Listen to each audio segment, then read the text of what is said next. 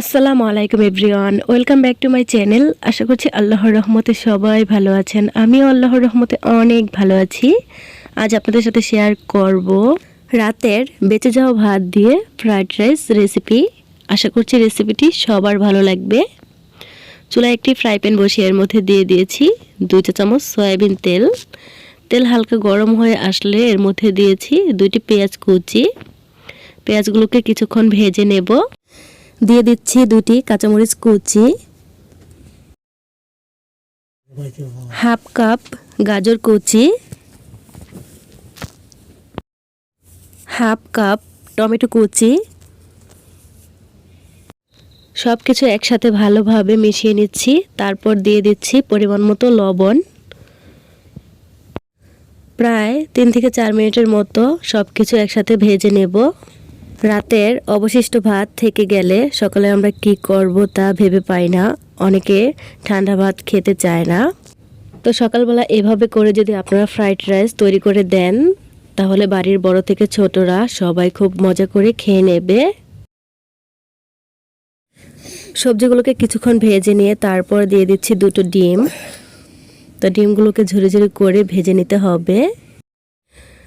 দিয়ে দিচ্ছি 1/4 চা চামচ সাদা গোলমরিচের গুঁড়া।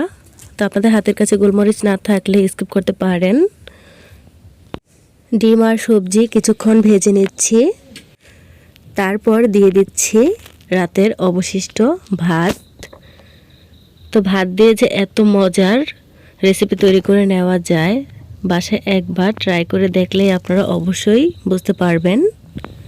যারা আমার চ্যানেলটিকে এখনও সাবস্ক্রাইব করেননি, প্লিজ সবাই সাবস্ক্রাইব করে দেন। আর যারা অলরেডি সাবস্ক্রাইব করেছেন তাদেরকে অসংখ্য ধন্যবাদ। তো এখন সবজির সাথে ভালোভাবে ভাত মিশিয়ে নিয়েছি। তারপর দিয়ে দিচ্ছি 1 চা চামচ সয়া সস, 2 চা চামচ টমেটো সস, 1 চা চামচ চাট মশলা,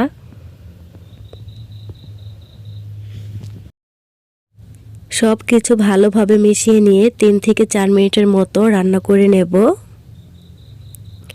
তো আপনারা চেষ্টা করবেন ভাত রাতের বেলা থেকে গেলে ভাতটা ফ্রিজে রেখে দিতে। ফ্রিজে রেখে দিলে ভাতগুলো খুবই ঝরঝরে হয়। তারপর দিয়ে দিচ্ছি কিছু ধনিয়া পাতা কুচি। ধনিয়া পাতা কুচি দিলে খুব সুন্দর একটা ফ্লেভার আসে। তো এখন 1 মিনিটের মতো ভেজে নেব।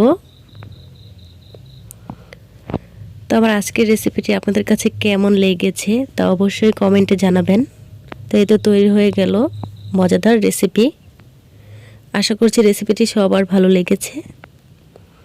তো আমার আজকের রেসিপি এ পর্যন্তই। সবাই ভালো থাকবেন। আল্লাহ হাফেজ।